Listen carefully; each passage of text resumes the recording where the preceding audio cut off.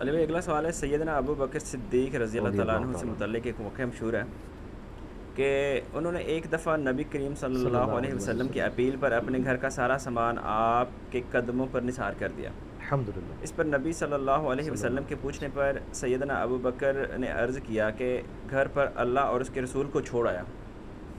یہ حدیث کسی بک میں ہے، اور اگر ہے تو یہ حدیث اصول محدثین پر صحیح ہے یا ضعیف ہے؟ حدیث بالکل صحیح ہے جی، اور یہ سیدنا ابو بکر صدیق رضی اللہ تعالیٰ عنہ علیہ السلام کی شان میں چند بڑی احادیث میں سے ایک حدیث ہے۔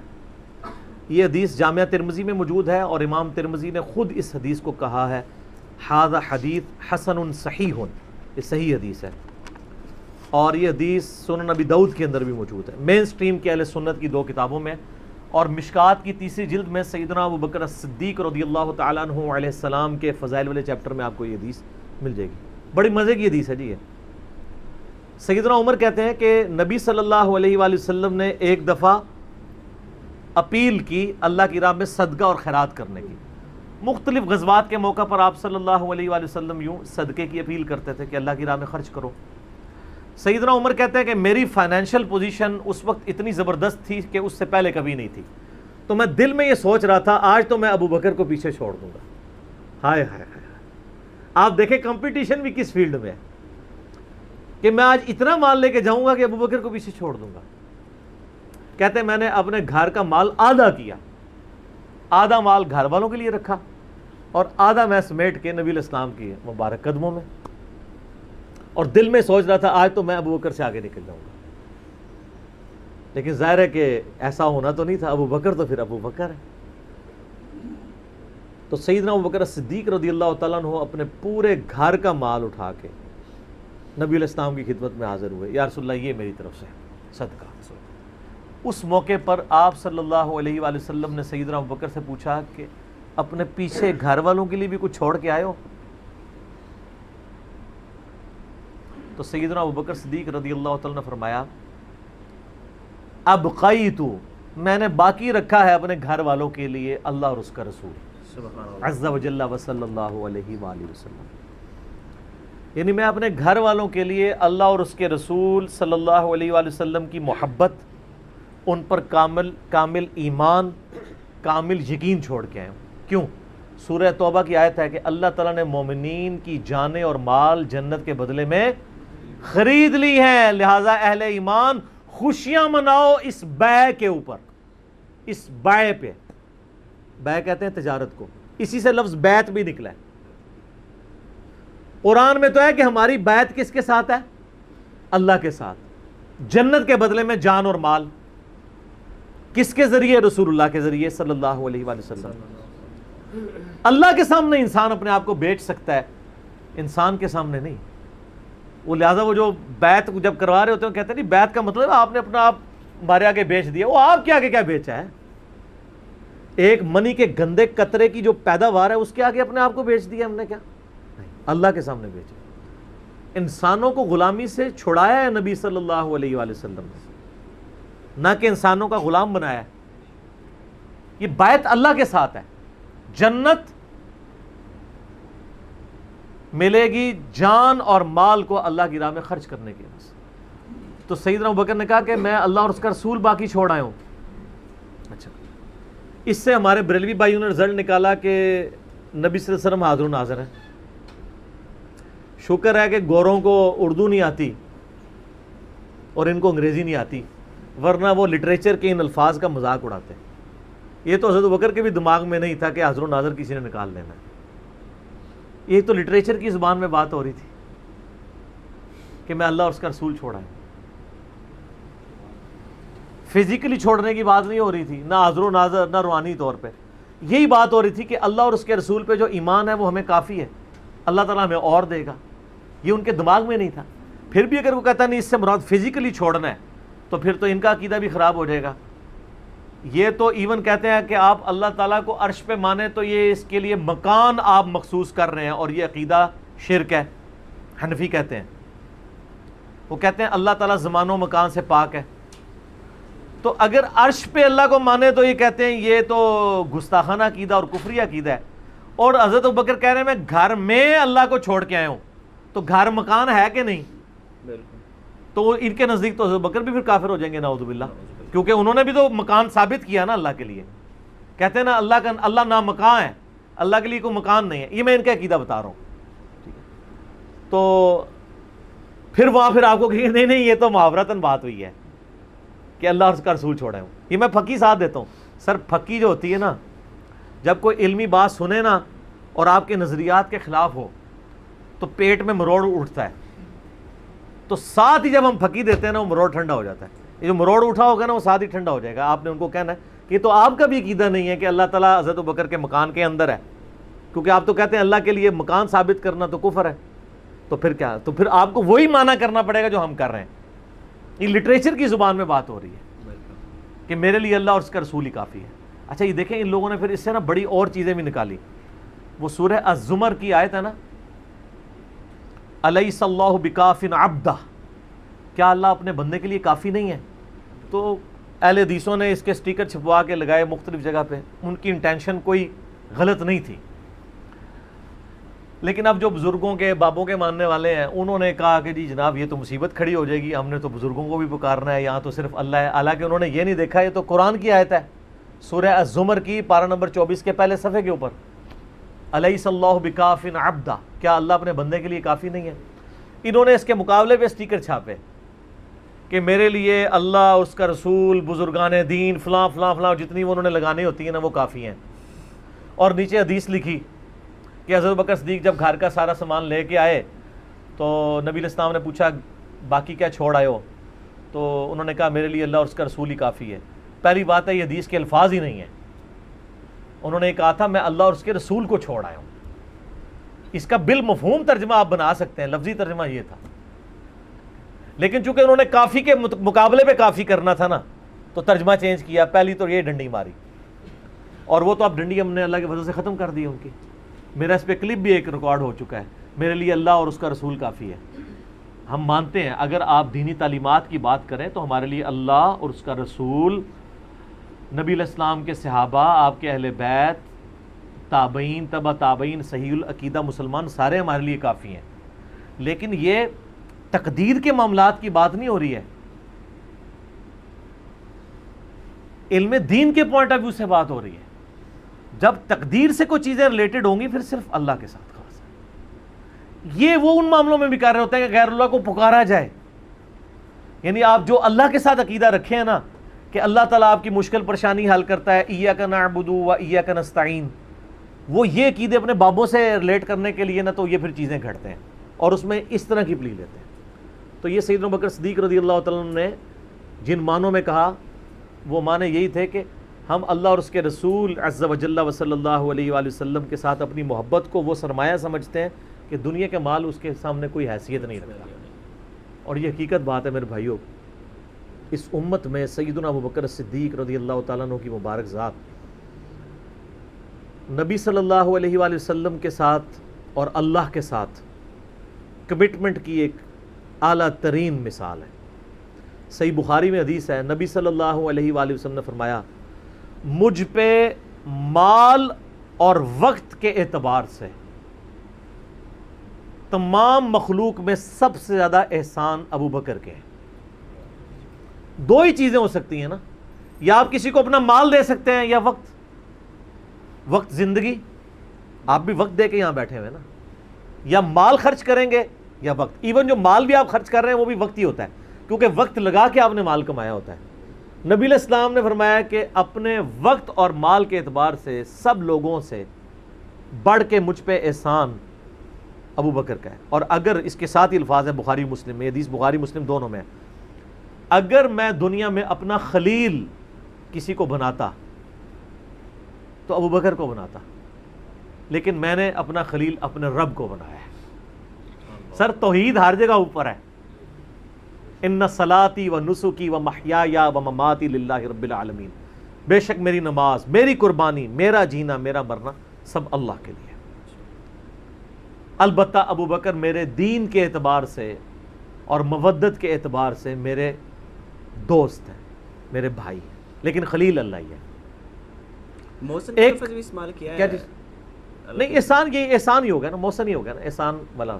ایک روایت ترمذی میں ہے، وہ ضعیف ہے، میں ساتھ بیان کر دوں، اس میں الفاظ ہیں کہ میں نے دنیا میں ہر شخص کے احسان کا بدلہ اتار دیا سوائے ابو بکر کے. یہ روایت اصول محدثین پہ کمزور ہے، لیکن جو میں نے روایت بیان کی ہے نا وہ صحیح بخاری کی ہے، وہ اس میں آلموسٹ فٹ ہی نہیں بیٹھتی ہے.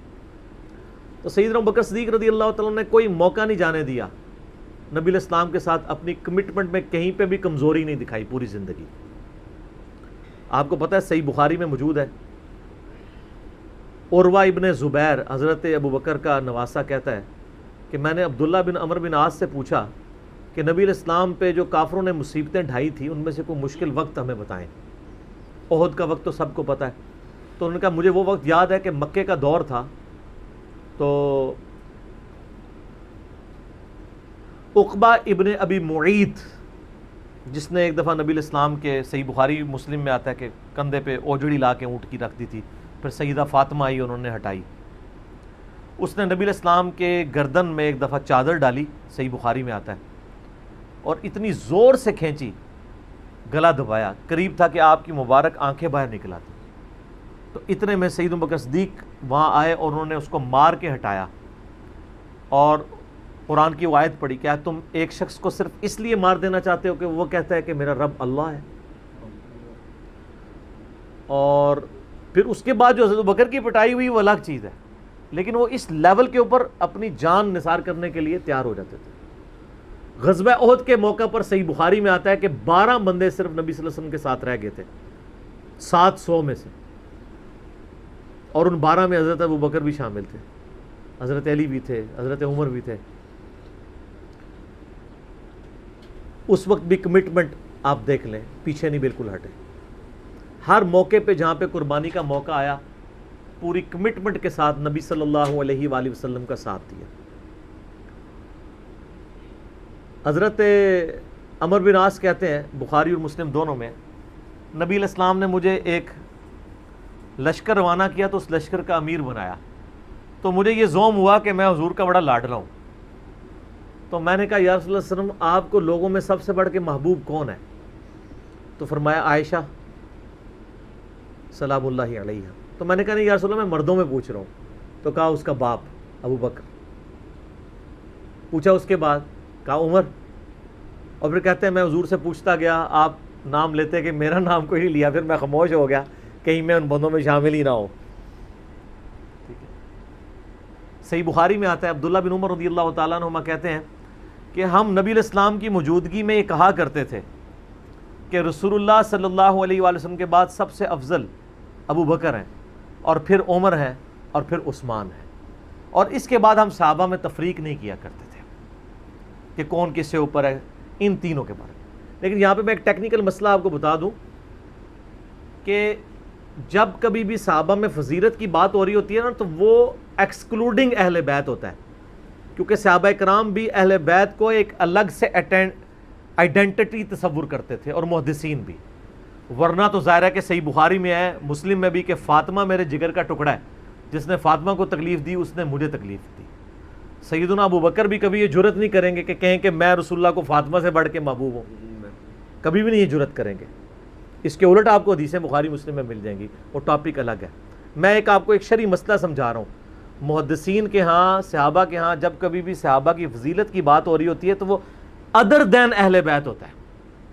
یعنی اگر یہ فضیلت کی بات ہو رہی ہے تو اس میں حضرت فاطمہ، حسن و حسین، حضرت علی شامل نہیں ہیں، ان کا مقام وہ ہاں وہ الگ سے ہیں، وہ کیٹیگری الگ ہے، وہ اہل بیت کی کیٹیگری میں فال کرتی ہے. اور یہ اہل بیت کی کیٹیگری اتنی سٹرونگ ہے، آپ حدیث کی کتابوں میں دیکھیں گے کہ صحابہ کرام کے فضائل پہ چیپٹر الگ ہے، اہل بیت پہ الگ ہے، اور امہات المومنین پہ الگ ہے.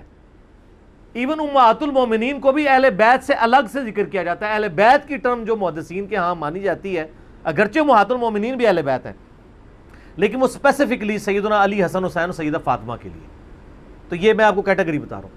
تو بہرحال یہ خود مولا علی علیہ السلام کے بارے میں صحیح بخاری میں آتا ہے، محمد ابن حنفیہ نامی ایک عورت سے حضرت علی کا بیٹا تھا، اس کا نام تھا محمد. حضرت فاطمہ کی زندگی میں تو حضرت علی نے دوسری شادی نہیں کی، وہ صحیح بخاری مسلم میں آتا ہے، نبی علیہ السلام نے ان کو منع کیا تھا، یہ ان کی خصوصیت تھی. بعد میں انہوں نے کچھ شادیاں کی، اس سے بھی اولاد ہوئی، جس میں حضرت سیدہ حنفیہ نامی ایک عورت تھیں، ان سے ایک بیٹا تھا محمد ابن حنفیہ. صحیح بخاری میں آتا ہے حضرت ابو بکر کے فضائل کے چیپٹر میں کہ محمد ابن حنفیہ کہتا ہے کہ میں نے اپنے والد علی ابن ابی طالب سے پوچھا ابا جان بتائیں رسول اللہ کے بعد اس امت میں سب سے افضل کون ہے؟ تو انہوں نے کہا ابو بکر۔ تو میں نے پوچھا اس کے بعد؟ تو فرمایا عمر۔ اور ان کا میں تیسری دفعہ میں نے سوچا کہ میں اگر پوچھا تو یہ عثمان کا نام لیں گے، تو میں نے کہا اس کے بعد تو آپ کا ہی نمبر ہوگا، لیکن وہ تو علی تھے نا۔ تو انہوں نے کہا کہ میں تو عام مسلمانوں میں سے ایک مسلمان ہوں۔ وَمَنْ أَحْسَنُ قَوْلًا مِّمَّنْ دَعَا إِلَى اللَّهِ وَعَمِلَ صَالِحًا وَقَالَ إِنَّنِي مِنَ الْمُسْلِمِينَ۔ اس سے بڑھ کر کس کی بات ہو سکتی ہے جو لوگوں کو اللہ کی طرف بلائے، خود بھی نیک اعمال کرے اور پھر بھی کہ میں عام مسلمانوں سے ایک مسلمان ہوں، میں بھی مسلمان ہی ہوں، بہت بڑا پیر فقیر یا کوئی اپنے آپ کو ایکسٹراڈنری نہ ماننا شروع کر دے۔ اس حدیث میں بھی سیدنا ابو بکر صدیق رضی اللہ تعالیٰ عنہ کی فضیلت کو خود مولا علی نے بیان کیا ہے۔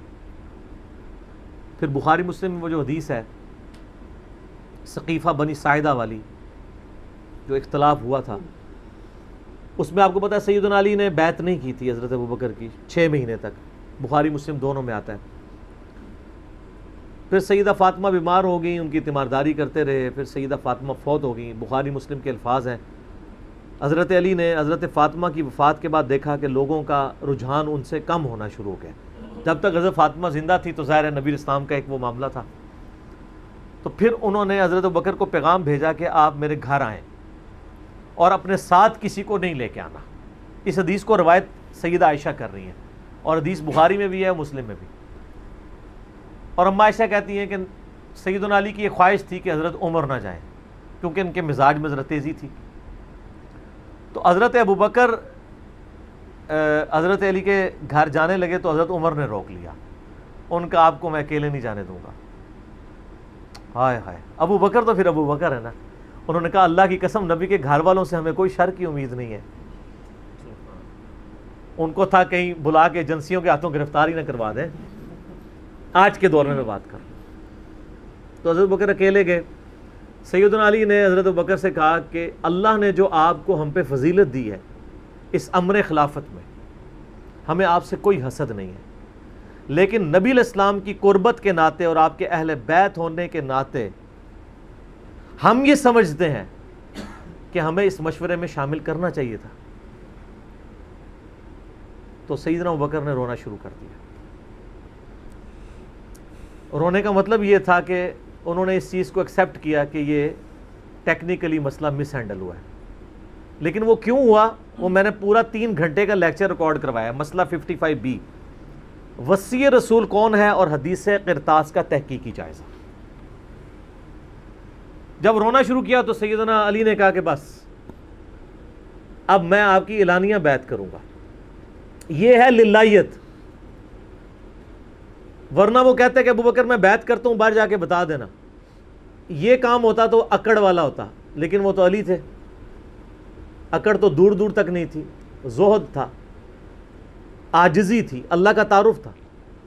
کہا میں اعلانیہ بیعت کروں گا آپ کی۔ آج کے ہوتے تو کہتے جی باہر جا کے آپ بتا دیں، میں ایک ٹویٹ کر دوں گا پیچھے سے کہ بس ہو گئی ہے ہمارا آپس میں۔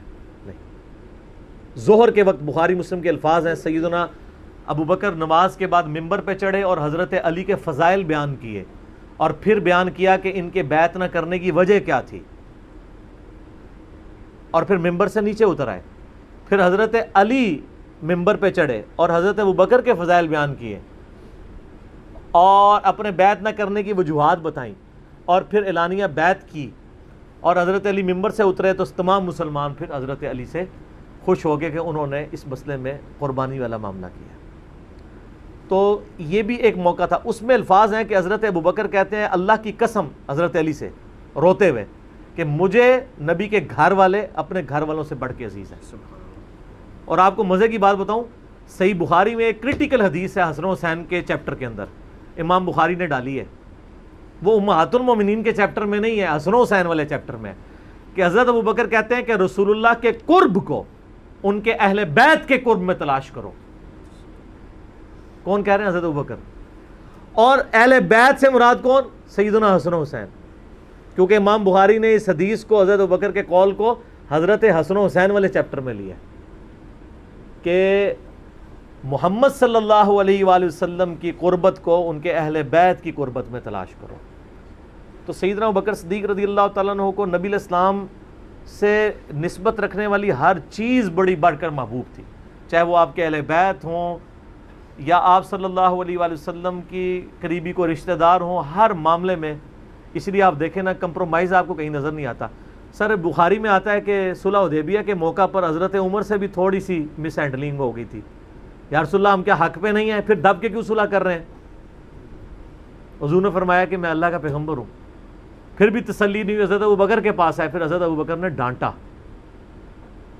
کہ عمر وہ اللہ کے پیغمبر ہے. اور حضرت عمر کہتے ہیں مجھے پوری زندگی اس چیز کا غم رہے گا کہ میں نے بڑی جرأت دکھائی. الٹیمیٹلی ثابت ہوا کہ صلح حدیبیہ والا جو معاملہ تھا وہ مسلمانوں کے حق میں شامل ہوا. لیکن حضرت ابوبکر کا آپ ایمان کا لیول دیکھیں کہ وہ سرکمسٹانسز پہ نہیں جاتے تھے، وہ کہتے تھے اللہ کے پیغمبر نے فیصلہ کیا الٹیمیٹلی اسی میں خیر ہوگی. ان کا ایمان اس لیول کا تھا کہ وہ عقلی دلائل کو بعد میں رکھتے تھے. اور وہاں پہ بھی آپ کو نظر آیا ہے، اور انہوں نے حضرت عمر کو کہا کہ عمر وہ اللہ کے پیغمبر ہیں، جو فیصلہ کر رہے ہیں وہ ٹھیک ہے. اسی لیے ہر مسئلے میں آپ کو احتیاط کا پہلو نظر آتا ہے. پھر بخاری میں آتا ہے جب مرتدین زکوٰۃ تھے، حضرت عمر جیسے لوگ بھی کہہ رہے تھے اتنے معاذوں پہ آپ جنگ نہ کھولیں، پہلے کچھ قبائل مرتد ہو گئے ہیں، رومن امپائر چڑھی دوڑی ہے، پرشین امپائر کے ساتھ ہم نے سارے معاملات شروع کیے ہوئے ہیں، اتنے معاذوں پہ ہم کیسے لڑیں گے؟ تو سیدنا ابوبکر نے کیا کہا تھا؟ اللہ کی قسم کو رسول اللہ کے زمانے میں جانور دیتا تھا اور اس کے ساتھ ایک رسی بھی دیتا تھا، اور اب نہیں دے گا نا میں اس کے خلاف بھی قتال کروں گا، اکیلا مجھے کرنا پڑے. جس طرح نماز اللہ کا حق ہے اسی طریقے سے زکوٰۃ بھی اللہ کا حق ہے. جو نماز اور زکوٰۃ میں فرق کرے گا میں اس کے خلاف قتال کروں گا. وہ ریٹ آف دی گورنمنٹ کو چیلنج کر رہا ہے. حضرت عمر کے الفاظ ہیں بخاری میں کہ اللہ تعالیٰ نے ابوبکر کا سینہ کھول دیا تھا اس مسئلے میں، اور ابوبکر کی باتیں سن کے ہمارا سینہ بھی کھل گیا. حالانکہ پورے صحابہ ایک طرف کھڑے تھے، ابوبکر ایک طرف کھڑے ہوئے تھے. ان کی جو نبی علیہ السلام سے کمٹمنٹ تھی نا وہ ان کو ہٹنے نہیں دیتی تھی. صحیح بخاری میں آتا ہے، آپ کو پتہ ہے لشکر اسامہ کے اوپر بڑے بڑے صحابہ نے اعتراض کیا کہ یہ اسامہ تو کل کا بچہ ہے 15-16 سال کا، اتنے سینئر صحابہ اس کے انڈر لگا دیے ہیں. نبی علیہ السلام نے وفات کی وصیت کی تھی کہ لشکر اسامہ بھیجنا ہے اور رومن امپائر، کیونکہ انہی کے باپ شہید ہوئے تھے نا زید ابن حارثہ غزوہ موتا کے اندر. اب جب وفات نبی علیہ السلام کی وفات ہوئی تو پھر لوگوں کو آ کے لوگ مشورے دے رہے ہیں حضرت ابوبکر کو کہ اب تو آپ نے ڈیسیژن کرنا ہے تو اسامہ کو چینج کر دیں. ہائے ہائے ہائے، انہوں نے کہا میں اسامہ کو جس کو نبی علیہ السلام نے امیر مقرر کیا میں اس کو چینج کروں؟ یہ ہو بھی نہیں سکتا. یہ ان کی کمٹمنٹ کا لیول تھا. تراویح کی جماعت نہیں شروع کرائی سر، کمٹمنٹ کا لیول دیکھیں. بھئی نبی علیہ السلام نے نہیں کرائی، میں نے بھی نہیں کرانی. حضرت عمر نے بھی 3 سال نہیں کی، بعد میں کروائی، لیکن اس میں ساتھ ہی انہوں نے، صحیح بخاری میں موجود ہے کہ اس سے افضل یہ ہے کہ جو رات کے آخری پہر میں اٹھ کے کوئی گھر میں نماز پڑھ لے.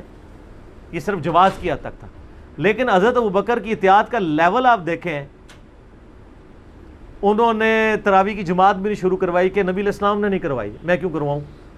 بخاری میں الفاظ ہیں، اما عائشہ کہتی ہیں نبی علیہ السلام نے جب وہ ڈانٹ دیا تھا نا اور کہا تھا گھروں میں نماز پڑھو تو معاملہ اسی طرح ہی رہا. پھر حضرت ابوبکر نے بھی پوری زندگی کسی کو تراویح پہ نہیں ابھارا، سب لوگ اپنی اپنی پڑھتے تھے.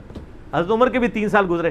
میں آپ کو یہ بتانا چاہ رہا ہوں کہ حضرت ابوبکر کسی معاملے میں رسول اللہ صلی اللہ علیہ وسلم کو کراس نہیں کرتے تھے. میری اپنی زندگی کا نچوڑ ہے، آپ اختلاف بھی کر سکتے ہیں. میں نے علمی دلائل کے ساتھ یہ چیز لرن کی ہے کہ خلفائے راشدین میں 2 بندے ایسے ہیں جنہوں نے کسی جگہ ایک رتی برابر بھی رسول اللہ صلی اللہ علیہ وسلم سے ہٹنے کی کوشش نہیں کی ہے. ایک حضرت ابوبکر اور دوسرے حضرت علی. حضرت عمر اور عثمان کی زندگی میں آپ کو کئی واقعات ایسے ملیں گے کہ انہوں نے اجتہاداً کچھ ایسے کام کیے ہیں جو بعد میں ان کو ریورس کرنے پڑے ہیں. انہوں نے اپنے اجتہاد سے کیے، ان کا معاملہ اللہ کے سپرد. لیکن حضرت ابوبکر اور حضرت علی جو تھے، یہ 2 پرسنالٹیز ایسی تھیں کہ ان میں جو سنت کو فالو کرنے کی کمٹمنٹ تھی نا وہ ایسی تھی کہ وہ اپنی عقل کو دوسرے نمبر پہ رکھتے تھے. ابو داؤد میں حدیث نہیں، حضرت علی کہتے ہیں اگر عقل پہ ہی جانا ہوتا نا تو میں پاؤں کے نیچے کا مسا رکھتا موزوں پہ، کیونکہ وہ گندا تو وہ ہوتا ہے حصہ، لیکن سنت کہتی ہے اوپر، کہتا اوپر پہ. حج تمتع ایون صحیح بخاری میں آتا ہے جب قرآن جمع کرنے کی باری آئی تو کس نے مخالفت کی؟ حضرت ابوبکر نے. میں وہ کام کیوں کروں جو رسول اللہ نے نہیں کیا؟ پھر صحابہ سے ڈیبیٹ ہوئی، الٹیمیٹلی حضرت ابوبکر صدیق قائل ہوئے. ان کا پہلا جواب ہمیشہ ہوتا تھا نا، نبی نے نہیں کیا، نہیں کرنا.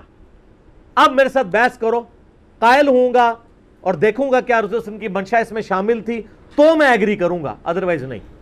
اسی وجہ سے حج تمتع پہ بھی پابندی نہیں لگائی. حضرت عمر نے لگائی، بعد میں ریورس کرنی پڑی. حضرت عثمان نے بھی لگائی، پھر ریورس کرنی پڑی. صحیح بخاری میں آتا ہے حضرت علی نے مخالفت کی. لیکن حضرت بکر کی زندگی میں آپ کو سنت کے ساتھ کمٹمنٹ کا یہ لیول ملے گا، کبھی ان کو کوئی ڈیسیژن ریورس نہیں کرنا پڑا. ان کی نبی علیہ السلام کے ساتھ جو عقیدت تھی نا، اور ہر معاملے میں، حتیٰ کہ صحیح بخاری اور مسلم میں آتا ہے. اور نبی علیہ السلام کا کیا ریگارڈ ہے، بخاری مسلم دونوں میں آتا ہے کہ نبی صلی اللہ علیہ وآلہ وسلم نے، یعنی بیماری کے دن تھے آپ کے، آپ نے فرمایا کہ ابو بکر کو میری جگہ نماز پڑھائیں. تو حضرت عائشہ کہتی ہیں کہ میں نے کہا یا رسول اللہ صلی اللہ علیہ وسلم، میرے باپ جو ہیں رقیق القلب ہیں، آپ کی جگہ مصلی پہ کھڑے ہوں گے نا تو وہ برداشت نہیں کر سکیں گے کہ یہ دن بھی دیکھنا پڑا کہ اللہ کے نبی مصلی پہ نہیں آئے اور میں ان کی جگہ کھڑا ہوں، تو نماز نہیں پڑھا پائیں گے. تو آپ فرمایا لا، ابو بکر کو کہو کہ نماز پڑھائیں. پھر انہوں نے ریکویسٹ کی، نبی علیہ السلام اتنے غصے میں آئے. بخاری اور مسلم کے الفاظ ہیں، آپ نے فرمایا تم تو یوسف والیاں ہو. ہوئے ہوئے ہوئے ہوئے. یوسف کو کس نے تنگ کیا تھا؟ ان کے بھائی زلیخا اور باقی عورتوں نے. کتنی نٹوریس مثال تھی اگر آپ کمپیئر کرنا شروع کریں. بالکل 100% بٹھائیں تو حضرت یوسف کو تنگ کیا نا، اپنی طرف مائل کرنا چاہتی تھی.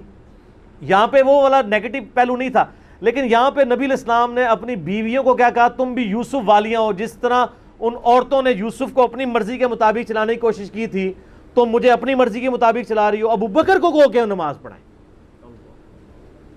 اتنی کمٹمنٹ. پھر انہوں نے نماز پڑھائی. صحیح بخاری میں آتا ہے، اما عائشہ کہتی ہیں حضور اپنی وفات کے دنوں میں کہتے تھے، عائشہ میرا ارادہ ہے میں تیرے بھائی عبد الرحمن بن ابی بکر اور تیرے باپ ابی قحافہ ان کی یعنی کنیت تھی، اس کو بلاؤں اور ان کو میں لکھ دوں. مجھے خطرہ ہے کہ میرے بعد کوئی ڈیمانڈ کرے گا، لیکن اللہ اور میری امت ابو بکر کے علاوہ کسی کے لیے راضی نہیں ہوگی. یہ تو بعد میں پتہ چلا نبی علیہ السلام اشارتاً کیا بات کر رہے تھے، امر خلافت کی. اس حدیث کے تحت میں نے 55B مسئلے میں بتایا کہ نبی علیہ السلام اگر اپنی زندگی میں کسی کو خلیفہ نامزد کرتے تو حضرت بکر کو کر کے جاتے، کیونکہ نبی علیہ السلام بادشاہ نہیں تھے، اللہ کے پیغمبر تھے. آپ اپنے خاندان میں کبھی بھی یہ معاملہ نہیں کر سکتے تھے، اور یہ بات صحابہ کرام کو پتہ تھی. لیکن جب اللہ نے آپ کو گارنٹی دی کہ اللہ اور میری امت ابو بکر کے علاوہ کسی پہ راضی نہیں ہوگی، تو پھر نبی علیہ السلام نے اس مسئلے کو ان اٹینڈڈ چھوڑ دیا. بخاری میں ہی آتا ہے، ایک عورت حضور کے پاس آئی اور کہا یا رسول اللہ آپ فوت ہو جائیں اور میں اس کے بعد آؤں اور آپ کو نہ پاؤں، تو فرمایا ابو بکر سے مل لینا میرے بعد. تو اشارے تو کافی آپ نے چھوڑے ہوئے تھے اس حوالے سے. صحیح بخاری مسلم میں حدیث ہے، نبی علیہ السلام ایک باغ میں بیٹھے تھے، ابو موسیٰ اشعری کہتے ہیں دروازے پہ دستک ہوئی، آپ نے فرمایا جو کوئی بھی ہے اسے جنت کی بشارت دے دو. کہا دروازہ کھولا سیدنا ابو بکر. میں نے کہا رسول اللہ صلی اللہ علیہ وسلم نے جنت کی بشارت دی ہے. تو انہوں نے کہا کہ تکبیر بلند کی اور اللہ کا شکر ادا کیا، اللہ اکبر کبیرہ والحمدللہ کثیرہ. نبی علیہ السلام کنویں کی منڈیر پہ بیٹھے ہوئے تھے، آپ نے ابو بکر کو اپنی دائیں جانب بٹھا لیا ٹانگیں لٹکا کے. وہ جو پرانے زمانے میں بڑے کنویں ہوتے تھے نا، وہ چھوٹی سی دیوار باہر نکلی ہوئی ہوتی ہے. پھر تھوڑی دیر بعد دستک ہوئی، آپ فرمایا اب بھی جو آتا ہے جنت کی بشارت دے دو. دروازہ کھولا سیدنا عمر، ان کو بشارت دی. انہوں نے بھی پھر اللہ کی حمد اور تکبیر بلند کی. پھر تیسری دفعہ دستک ہوئی، فرمایا اب جو کوئی ہے اسے جنت کی بشارت دو، لیکن ان مصیبتوں اور پریشانیوں کے ساتھ جو اسے آئیں گی. دروازہ کھولا تو سیدنا عثمان تھے. انہوں نے اللہ کی حمد بیان کی اور کہا میں اللہ کی پناہ میں آتا ہوں ان فتنوں سے اور پریشانیوں سے جس کا سامنا کرنا پڑے. حضرت عمر کو حضور نے بائیں جانب بٹھا لیا. اب دائیں اور بائیں جگہ ختم ہو گئی تھی، تو حضرت عثمان سامنے آ کے بیٹھ گئے. راوی کہتے ہیں کہ میں نے اس سے یہ رزلٹ نکالا ہے کہ ابو بکر و عمر رسول اللہ کے ساتھ دفن ہوں گے اور حضرت عثمان کی قبر رسول اللہ کے سامنے بنے گی. سر آج بھی میں حضرت عثمان غنی کی قبر مبارک پہ کئی دفعہ حاضر ہوا ہوں، ایگزیکٹ روضہ شریف کی سیدھ میں قدموں کی جانب، اور ابو بکر عمر ساتھ ہیں. قبر رسول پہ میری حاضری والا لیکچر بھی ہے، میں نے باقاعدہ اس میں نقشہ بتایا ہے کہ کس طریقے سے قبریں ہیں. یہ بہت بڑی فضیلت ہے کہ سیدنا ابو بکر عمر نبی علیہ السلام کے ساتھ دفن ہوئے ہیں اس جنت کے ٹکڑے میں، جو بخاری میں حدیث ہے میرے گھر سے میرے ممبر تک جنت کے ٹکڑوں میں سے ایک ٹکڑا ہے. اور امام بخاری نے باب باندھا ہے قبر رسول سے ممبر رسول جنت کا ٹکڑا ہے. اسی جنت کے ٹکڑے میں سیدنا ابو بکر عمر کی قبر ہے نبی علیہ السلام کے ساتھ، اور الٹیمیٹلی سیدنا عیسیٰ ابن مریم کی قبر بھی وہاں پہ بنے گی۔ یہ قبریں اس طرح ہیں کہ نبی علیہ السلام کی قبر مبارک سب سے آگے ہے یوں، یعنی جب ہم حاضری دیتے ہیں تو قبلے کی رخ ہماری پیٹھ ہوتی ہے، تو روضہ شریف کی طرف ہمارا یعنی مبارک جالیوں کی طرف ہمارا رخ ہوتا ہے، تو سب سے آگے نبی علیہ السلام کی قبر ہے۔ نبی علیہ السلام کا جہاں پہ آپ سمجھ لیں سینے کا نچلا ناف والا حصہ بنتا ہے نا، وہاں حضرت ابوبکر کا سر ہے اور ان کی ٹانگیں اور آگے ہیں، یعنی ادبن ان کو تھوڑا پیچھے کر کے دفنایا گیا ہے، یہاں سے بھی پیچھے اور ادھر سے بھی سیدھ میں نہیں، اور جہاں حضرت ابوبکر کی ناف آتی ہے وہاں حضرت عمر کا سر ہے، اور وہ اس کی ایسے یہاں ایک جگہ خالی ہے، وہ حضرت عیسیٰ ابن مریم کی قبر بننی ہے، المستر علاقے میں بھی ہے، جامعہ ترمذی میں بھی اشارتاً موجود ہے۔ تو یہ قبریں ہیں، 7 دفن ہیں، اور جامعہ ترمذی میں حدیث ہے، نبی علیہ السلام نے فرمایا اے ابوبکر تم میرے یار غار بھی ہو اور حوض کوثر پہ بھی میرے یار ہو، صحیح سند کے ساتھ ہے۔ یار غار کا ذکر تو سورہ توبہ میں موجود ہے، ثانی اثنین، جب وہ دونوں غار میں تھے، اور جب نبی علیہ السلام قرآن کے الفاظ ابوبکر کو کہتے تھے کہ مت خوف کھاؤ، ہمارا رب ہمارے ساتھ ہے۔ صحیح بخاری میں آتا ہے کہ حضرت ابوبکر نے کہا یا رسول اللہ صلی اللہ علیہ وسلم اگر کفار نے اپنے پاؤں کی جانب سے یوں دیکھ لیا تو ہم دونوں نظر آ جائیں گے۔ تو ان کا ابوبکر تمہیں غم کھانے کی ضرورت نہیں، تمہارا ان کے بارے میں کیا خیال ہے، ان دونوں کے بارے میں جن کے ساتھ تیسرا اللہ ہو، تو وہیں سے آپ دیکھ لیں۔ صحیح مسلم میں ایک حدیث ہے کہ نبی صلی اللہ علیہ وآلہ وسلم ایک دفعہ ہیرا پہاڑ کے اوپر چڑھے، آپ کے ساتھ سیدنا ابوبکر، عمر، عثمان اور علی اور طلحہ اور زبیر تھے۔ آپ نے فرمایا، اور وہ جو پہاڑ تھا ہیرا پہاڑ وہ بھی وجد میں آ گیا ہوگا، ہلنا شروع کر دیا۔ آپ نے فرمایا تھم جا، تجھ پہ اس وقت نبی، صدیق اور شہداء کے سوا کوئی نہیں ہے۔ یعنی نبی کون؟ خود نبی صلی اللہ علیہ وآلہ وسلم، صدیق کون؟ سیدنا ابوبکر صدیق، اور باقی سارے شہداء، حضرت عثمان، حضرت علی، طلحہ اور زبیر، سارے شہید ہوئے۔ اچھا، یہ صدیق کا لقب بھی ثابت ہے، بخاری مسلم میں آپ کو ویسے تو سیدنا ابوبکر کے نام کے ساتھ صدیق ملے گا، یہ لقب پڑا کہاں سے تھا؟ وہ دلائل النبوہ امام بیہقی کی کتاب میں بھی ہے، سنن طبرانی کے اندر بھی، اور کئی کتابوں میں موجود ہے، صحیح ابن حبان میں، ابن خزیمہ میں، کہ معراج کے موقع کے اوپر جب نبی صلی اللہ علیہ وآلہ وسلم نے بتایا کہ راتوں رات اللہ نے مجھے بیت المقدس سے تک، خانہ کعبہ سے بیت المقدس اور وہاں سے آسمانوں کی سیر کروائی ہے، تو آپ کو سیدنا ابوبکر کو آ کے کافروں نے کہا کہ دیکھو تمہارا ساتھی کس طرح کی باتیں کر رہا ہے، تو انہوں نے کہا کہ ہم نے نبی صلی اللہ علیہ وسلم کے کہنے پہ اتنی بڑی بڑی چیزیں مان لی ہیں، تو یہ کہہ رہے ہیں تو یہ بھی ٹھیک بات ہے، تو یعنی وہ تصدیق کرنے والے بنے، اس وجہ سے ان کو صدیق کہا جاتا ہے۔ ویسے تو قرآن حکیم میں انبیاء کے بعد جو درجہ آیا ہے من النبیین والصدیقین والشہداء والصالحین، وہ بھی الگ سے ہے اس حوالے سے۔ ابو بکر کا مطلب یہ ارکام میں پہل کرنے والا، اور جامع ترمذی میں حدیث ہے نبی علیہ السلام نے فرمایا ابو بکر عتیق ہے، آگ سے آزاد کیا گیا۔ جو اشرم وشرم والی 10 صحابہ کو ایک مجلس میں جنت کی بشارت ہے، اس میں پہلے نمبر پہ ابو بکر فی الجنہ، عمر فی الجنہ، عثمان فی الجنہ، علی فی الجنہ، طلحہ فی الجنہ، زبیر فی الجنہ، عبد الرحمن بن عوف فی الجنہ، ابو عبیدہ ابن جرح فی الجنہ، سعید ابن زید فی الجنہ، سعد ابن ابی وقاص فی الجنہ۔ یہ 10 کے 10 صحابہ کو ایک مجلس میں جنت کی بشارت ملی ہے۔ سیدنا ابوبکر کی نبی علیہ السلام کے ساتھ کمٹمنٹ کا آپ لیول دیکھیں کہ مزاج آپ کو پتہ بڑا نرم تھا، لیکن جہاں نبی علیہ السلام کا معاملہ آتا تھا تو آپ سے زیادہ مضبوط شخص کوئی نہیں تھا۔ مضبوطی کا تعلق جسم کے مضبوط ہونے سے نہیں ہوتا، ایمان کے مضبوط ہونے سے ہوتا ہے۔ منکرین زکوٰۃ کے خلاف، مسلمہ کذاب کے خلاف بڑے بڑے لوگوں کے اس وقت پاؤں جب لڑکھڑانے لگے ہیں تو سیدنا ابوبکر نے فرنٹ سے لیڈ کیا۔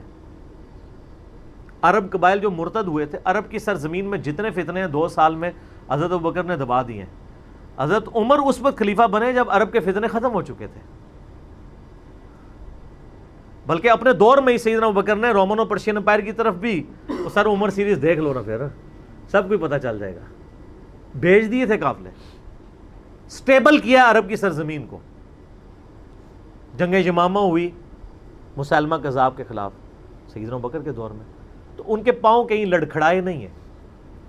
حتیٰ کہ آپ دیکھیں صحیح بخاری میں آتا ہے صلح حدیبیہ کے موقع پر جب وہ آیا ہوا تھا نا سہیل ابن عمر اور وہ دوسرا جو عروہ ابن مسعود، عبداللہ ابن مسعود کا بھائی جو بعد مسلمان ہو گیا تھا، اس وقت تک تو کافر تھا،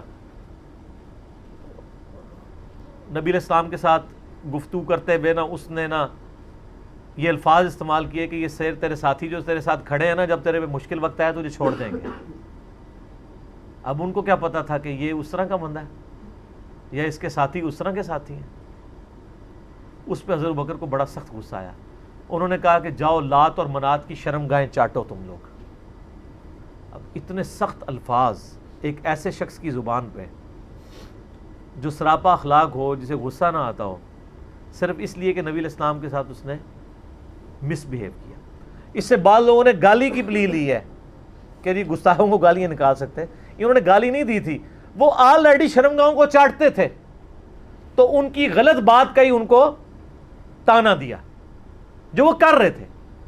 مثلا اگر ایک بندہ شراب پیتا ہے اور وہ آ کے نبی علیہ السلام سے مس بہیو کر رہا ہے، تو وہاں بیٹھا ہوا کوئی شخص کہتا ہے جا تو شراب پی جو تیرا کام ہے، تو آپ یہ اس کو گالی نہیں دے رہے، وہ عمل کر رہا ہے۔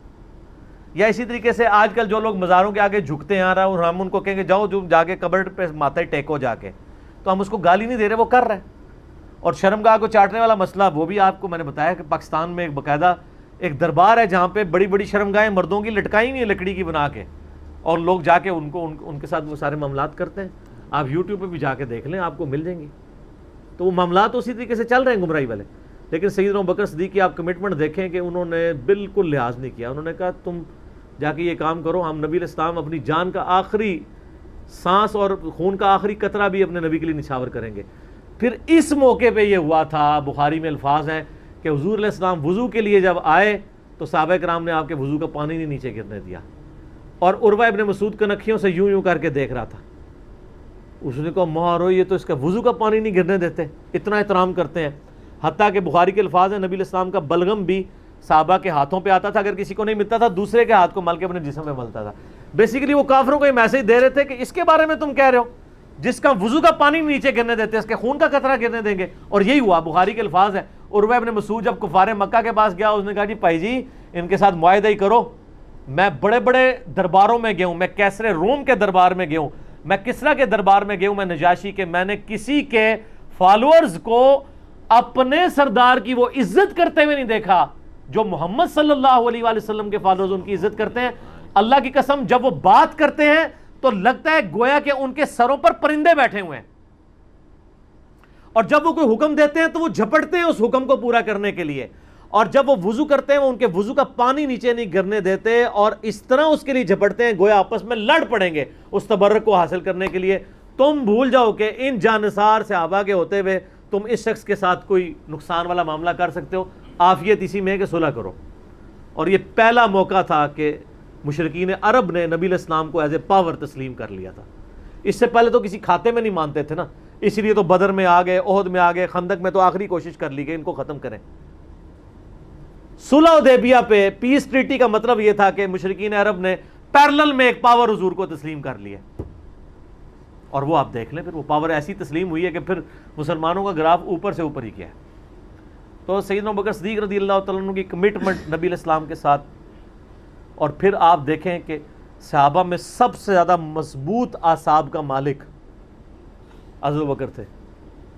صحیح بخاری میں آتا ہے جب نبی علیہ السلام کی وفات ہوئی تو حضرت عمر نے تلوار نکال لی کہ میں اس کی گردن کاٹ دوں گا جو کہے گا کہ نبی علیہ السلام فوت ہو گئے۔ ان کا یہ عقیدہ تھا کہ جس طرح موسیٰ علیہ السلام 40 دن کے لیے کوہ طور پہ گئے ہیں، نبی علیہ السلام بھی ڈورمنٹ پوزیشن میں چلے گئے، واپس آ جائیں گے، کیونکہ انہوں نے نبی علیہ السلام سے سنا تھا کہ رومن اور پرشین امپائر گرے گی، تو وہ یہ فورس ہی کرتے تھے ابھی تو کیسرو کسریٰ کی جنگیں ہم نے لڑی نہیں ہیں، تو حضور اس سے پہلے کیسے دنیا سے جا سکتے ہیں؟ لیکن اللہ نے تو آپ کو پروفٹ بنوانا تھا نا، کہ آپ کے جانے کے بعد فتوحات کروانی تھی تاکہ پتہ چلے کہ پیچھے اللہ کھڑا ہے۔ اپنی زندگی میں تو بڑے بڑے بادشاہوں نے فتوحات کی ہیں، نبی علیہ السلام کی تو دعوت کا کلائمیکس حضرت ابوبکر اور پھر حضرت عمر عثمان و علی کے دور میں جا کے ہوا ہے، جبکہ عرب قبائل بھی مرتد ہو گئے ہیں، تب بھی اللہ کے پیچھے سپورٹ تھی۔ والذی ارسل رسولہ بالہدی ودین الحق لیظہرہ علی الدین کلہ ولو کرہ المشرکون، اللہ نے اس کو دین کو غالب کرنا تھا۔ تو بخاری کے الفاظ ہیں حضرت عمر نے کہا میں اس کی گردن اتار دوں گا۔ حضرت ابوبکر آئے، انہوں نے حضرت عمر کو دیکھا اگنور کر کے سیدھا حجرہ عائشہ میں گئے، نبی علیہ السلام کے مبارک کفن کو ہٹا کے آپ کے ماتھے پہ بوسہ دیا اور کہا یا رسول اللہ آپ پہ 2 موتیں جمع نہیں کرے گا، ایک موت تو سب کے نصیب میں ہے، اب تو ہمیشہ کی زندگی آپ کو اللہ نے آخرت کی دے دی ہے۔ اور پھر باہر نکلے، حضرت عمر کو کہا کہ عمر بیٹھ جاؤ، حضرت عمر نے بات نہیں سنی، تو حضرت ابوبکر ممبر کی طرف چڑھے، ممبر پہ چڑھے اور لوگوں سے کہا کہ عمر کو اس کے حال پہ چھوڑ دو۔ حدیث کے الفاظ ہیں کہ لوگ حضرت ابوبکر کا ریگارڈ باقی اصحاب سے زیادہ کرتے تھے، حضرت عمر کو تنہا چھوڑ کے لوگ حضرت ابوبکر کی طرف متوجہ ہو گئے۔ پہلے وہ جو سارا میلہ ان کے گرد لگا تھا شفٹ ہو گیا،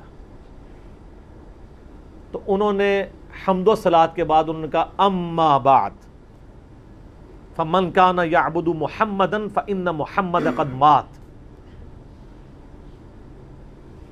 سر کلیجے پہ کتنا بڑا پتھر رکھا ہوگا حضرت ابوبکر نے جملہ بولتے ہوئے کہ جو محمد کی عبادت کرتا تھا وہ جان لے کہ محمد کو موت آ گئی ہے۔ ومن کان یعبد اللہ، اور جو اللہ کی عبادت کرتا ہے وہ جان لے ان اللہ حی لا یموت، اللہ زندہ ہے، اللہ کو کبھی موت نہیں آئے گی۔ کیا توحید کی تعلیمات ہیں، حضور کی میت کے اوپر حضور کے فضائل نہیں بیان ہو رہے، توحید بیان ہو رہی ہے۔ Point to be noted. کیوں؟ سر پہلے نہیں انسانیت نے رسک لیا، دنیا کا سب سے بڑا شرک ایک پیغمبر کے نام پہ تو کھڑا ہوا ہے، عیسیٰ ابن مریم کے نام پہ۔ نبی علیہ السلام کو عیسیٰ ابن مریم نہیں اللہ نے بننے دیا۔ ایسے تربیت یافتہ وہ صحابہ جو کل تک آپ کے وضو کا پانی نیچے نہیں گرنے دے رہے تھے، آج وفات پہ کھڑے ہو کے فرضی خطبہ دے رہے ہیں۔ جو محمد کی عبادت کرتا تھا جان لو محمد کو موت آ گئی ہے، جو اللہ کی عبادت کرتا تھا جان لو اللہ زندہ ہے۔ پھر آیت بھی پڑھی، صرف فرضی جملہ نہیں بولا۔ آپ تو کہہ رہے ہیں شرک ختم ہو گیا، حضرت ابوبکر جب شروع نہیں ہوا تھا اس وقت بھی کہہ رہے تھے کہ نبی علیہ السلام کو کسی نے خدا نہیں بنانا، کیونکہ بخاری کی حدیث ہے، دیکھنا میری شان کو اس طرح بلند نہ کرنا جس طرح عیسیٰ ابن مریم کو لوگوں نے کیا، میں اللہ کا بندہ اور اس کا رسول ہوں، مجھے اللہ کا بندہ اور اس کا رسول ہی کہنا۔ سر وارفتگی، دیوانگی، عشق کی ساری کیفیت حضور کی وفات کے بعد بالکل چینج ہوگی صحابہ کی۔ ہونا تو چاہیے تھا جو وضو کا پانی نہیں گرنے دے رہے تھے جا کے قبر کی مٹی چاٹنا شروع کر دیتے، ایسا نہیں ہوا۔ وہ تعلیمات کی باؤنڈریز کو کراس نہیں کرتے تھے۔ تو پھر انہوں نے آیت پڑھی، سورہ آل عمران آیت نمبر 144، وما محمد الا رسول قد خلت من قبلہ الرسل افإن مات او قتل انقلبتم علی اعقابکم۔ محمد تو نہیں مگر ایک رسول ہی، اگر یہ فوت ہو جائیں یا دین جو جنگ میں قتل کر دیے جائیں، شہید ہو جائیں، کیا تم دین سے الٹے قدم پھر جاؤ گے؟ جو کوئی دین سے الٹے قدم پھیرے گا اللہ کا کوئی نقصان نہیں کرے گا اور اللہ ثابت قدم رہنے والوں کو جزا دے گا۔ پھر سورہ الزمر کی آیت نمبر 30 پڑھی، انک میت وانہم میتون، اے نبی تمہیں بھی مرنا ہے اور ان کو بھی موت آنی ہے، تمہارے مخالفین کو، پھر تم اللہ کے حضور جھگڑو گے، اللہ تمہارا فیصلہ کرے گا۔ یہ سیدنا ابوبکر کی حضور کی وفات کے وقت استقامت تھی۔ پھر جھگڑا کھڑا ہو گیا حضور کو دفنانا کدھر ہے؟ جامعہ ترمذی میں حدیث ہے، سیدنا ابوبکر کہتے ہیں کہ میں نے نبی علیہ السلام سے یہ بات سنی تھی کہ اللہ اپنے پیغمبر کو وہیں پہ موت دیتا ہے جو اس کے لیے سب سے پسندیدہ جگہ اللہ کے نزدیک ہوتی ہے، تو حضور کی جو چارپائی ہے نا اس کے نیچے ان کی قبر کھودو، وہاں پہ اللہ نے ان کو موت دی ہے۔ پہلے صحابہ میں رائے نہیں طے ہو رہی تھی کہاں دفنانا ہے۔ پھر سنن نسائی الکبریٰ کے اندر پورا وفات النبی چیپٹر ہے، سنن ابن ماجہ میں بھی موجود ہے کچھ حصہ اس کا۔ پھر لوگوں نے پوچھا کہ نبی علیہ السلام کا جنازہ ہوگا؟ انہوں نے کہا ہاں ہوگا۔ اسی طریقے سے تکبیر کہو اور سورہ فاتحہ اور اس کے بعد درود شریف اور اس طریقے سے 4 تکبیرات پڑھو۔ لیکن ایک فرق تھا کہ نبی علیہ السلام کو پروٹوکول صحابہ نے دیا ہے کہ آپ کی جو جنازے کی نماز ہے نا وہ جماعت کے ساتھ نہیں ہوئی۔ صحابہ نے یہ پروٹوکول دیا ہے کہ حضور کی میت کی موجودگی میں بھی کوئی شخص امامت نہ کروائے۔ حجرے میں ایک طرف سے لوگ داخل ہوتے تھے، اکیلے اکیلے جنازہ ادا کرتے تھے، اور ڈیٹیل میں آتا ہے 2-3 دن تک جنازہ ہوتا رہا۔ پہلے یعنی مرد داخل ہوئے، اس کے بعد بچے، غلام، پھر عورتیں، اس طریقے سے سب نے جنازہ پڑھا۔ ظاہر ہے 1 لاکھ سے زیادہ لوگ تھے جنازہ پڑھانے والے۔ اس موقع پہ بھی سیدنا ابوبکر کی آپ استقامت دیکھیں، ورنہ حضرت عمر کتنے سٹرانگ اصحاب کے مالک تھے، ان کی حالت آپ دیکھ لیں۔ جب ضرورت پڑی ان کے مضبوط اصحاب کی تو کولیپس کر گئے، ابوبکر ہی کھڑے ہوئے ہیں۔ تو حضور کو پتا تھا نا میں نے مصلی پہ کسے کھڑا کرنا ہے. اور بخاری میں الفاظ ہیں جب مصلی پہ کھڑا کیا فرمایا ابو بکر کے علاوہ سارے دروازے بند کر دو, صرف ابو بکر کے گھر کا دروازہ جو مسجد کی طرف کھلتا ہے, جو مسجد کا دروازہ ابو بکر کے گھر کی طرف ہے وہ کھلا رکھو, باقی سارے بند کر دو. تو نبی علیہ السلام کو یہ پتا تھا کہ کس لیول کا کس بندے کا یعنی ایمان ہے, اس کے اعصاب ہیں. اور بخاری کے الفاظ ہیں جب حضرت بکر نے خطبہ دیا, حضرت عمر کہتے ہیں میرے پاؤں میرا بوجھ نہیں اٹھا سکے, اور مجھے یقین آ گیا کہ حضور فوت ہو چکے ہیں. یہاں قرآن و حدیث سن کے کسی کے کان پہ جوں تک نہیں رنگتی, وہاں پہ حضرت بکر کا خطبہ اور آیات سن کے حضرت عمر کہہ رہے ہیں کہ میرے پاؤں میرا بوجھ نہیں اٹھا سکے, کہ یہ تو واقعی تو قرآن کی آیت. اور اس میں بخاری مسلم صحیح بخاری میں الفاظ ہیں کئی دن تک ہم جب بھی صحابہ ایک دوسرے کو ملتے تھے تو یہی آیت سنایا کرتے تھے, وما محمد الا رسول قد خلت من قبلہ الرسل افئن مات او قتل انقلبتم علی اعقابکم, کہ محمد تو نہیں مگر ایک رسول, انہیں بھی تو موت آنی ہے, تاکہ ہمیں یہ یقین آ جائے کہ حضور دنیا سے چلے گئے. تو یہ صحابہ کرام علیہم رضوان کی نبی علیہ السلام کے ساتھ عقیدت تھی. اور سیدنا ابوبکر آپ کو بالکل صف اول میں نظر آئیں گے, ٹاپ آف دا لسٹ, معاملات کو ہینڈل کرنے میں, چیزوں کو بالکل من و سنت کے مطابق ڈھالنے میں, اور ہر معاملے میں رجوع لانے کے اوپر, اور اہل بیت کے ساتھ کمٹمنٹ کے اوپر, ہر مسئلے میں آپ کو حضرت ابوبکر صدیق کی قربانیاں ٹاپ آف دا لسٹ نظر آئیں گی. تو بات کہاں سے کہاں شروع ہوئی, فی البدی. میں تو اور گھنٹوں بول سکتا ہوں, مجھے اتنی حدیثیں یاد ہیں یہ فضائل کے اعتبار سے. آخر میں حصول برکت کے لیے میں وہ حدیث بیان کروں گا جو میں اکثر بیان کرتا ہوں.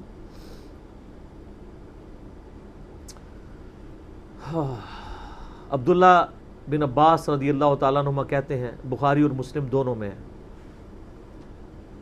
کہ سیدنا عمر کی میت رکھی ہوئی تھی اور لوگ آ کے ان کی میت پہ سلام پڑھ رہے تھے, اور اپنے اپنے انداز میں خراج تحسین پیش کر رہے تھے کہ اس شخص کی وجہ سے اسلام کو کیا عروج ملا. تو کہتے ہیں اتنے میں نے محسوس کیا کہ ایک شخص میرے پیچھے آ کے کھڑا ہوا اور اس نے میرے کندھے پہ یوں کونی رکھی, میری پیٹھ اس کی جانب تھی, اس نے کونی میرے کندھے پہ یوں رکھی, اور حضرت عمر کی بیعت سے مخاطب ہو کے کہنے لگا کہ اے عمر اللہ تجھ پہ رحم فرمائے, تو روئے ارض پہ ان لوگوں میں سے ایک شخص تھا کہ میری بھی خواہش تھی کہ میں ان اعمال کے ساتھ اللہ کے حضور پیش ہوتا, کہ اگر اللہ کے حضور پیش ہونے کے لیے مجھے بہترین اعمال چاہیے تو تیرے اعمال. ظاہر ہے جی رومن اور پرشین امپائر گھری ہے, کس لیول کا عروج, کیونکہ میں نے رسول اللہ صلی اللہ علیہ وآلہ وسلم سے بارہا سنا تھا, میں ابو بکر اور عمر داخل ہوئے, میں ابو بکر اور عمر نکلے, میں ابو بکر اور عمر نے یہ کیا. تو مجھے بڑی امید تھی کہ تم اپنے دو ساتھیوں سے جا ملو گے, یعنی رسول اللہ اور ابو بکر کے ساتھ صلی اللہ علیہ وآلہ وسلم اور رضی اللہ تعالیٰ. تو یعنی نبی علیہ السلام کے بعد سیدنا ابو بکر اور پھر حضرت عمر بھی وہیں پہ پہنچ گئے. تو مجھے نبی علیہ السلام کے اس فرمان سے لگتا تھا جس طرح آپ اپنی زندگی میں کہتے تھے نا, میں ابو بکر عمر, میں ابو بکر عمر, میں ابو بکر عمر, مجھے پتا تھا تم نے جا کے انہی سے ہی ملنا ہے جا کے, اور دیکھ لیں قبر بھی پھر ساتھ بنی ہے دونوں کی. تو عبداللہ ابن عباس کہتے ہیں کہ میں نے جب یوں مڑ کے دیکھا تو وہ سیدنا علی بن ابی طالب تھے جو حضرت عمر کی میت کے اوپر یہ کلمات پڑھ رہے تھے, میں ابو بکر اور عمر, میں ابو بکر اور عمر رضی اللہ عنہم اجمعین وعلیہم السلام اجمعین. اللہ تعالیٰ ہمارے دلوں میں خلفائے راشدین کی محبت, اہل بیت کی محبت راسخ فرمائے رضی اللہ عنہم اجمعین وعلیہم السلام اجمعین, اور قیامت والے دن حوض کوثر پہ ان کے ساتھ محشور فرمائے, آمین ثم آمین.